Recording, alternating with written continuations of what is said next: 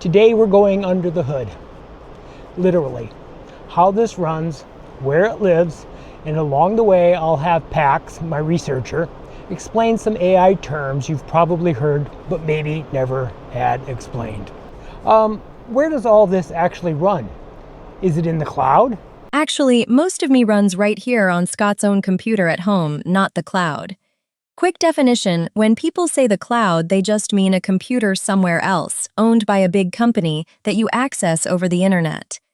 I run locally most of the time, but I do reach out to the cloud for specific jobs. How do you actually find the news every morning? A script wakes me up automatically at 4 a.m. That's called a scheduled job.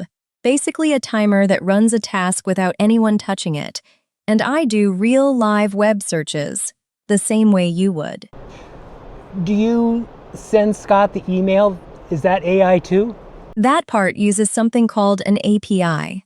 Think of it as a direct line between two pieces of software so they can talk to each other without a person in the middle.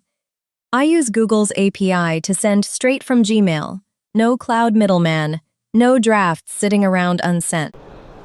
How do you and Larry actually talk to each other? We're both what's called an LLM, a large language model, which just means an AI trained on enormous amounts of text so it can understand and generate language.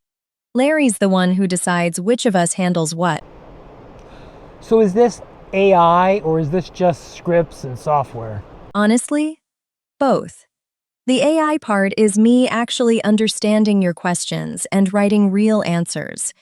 The rest, timers, emails, file transfers, that's regular software, making sure the AI part shows up on time and actually reaches you. So, next time someone throws around the cloud or API or LLM, you'll actually know what they mean.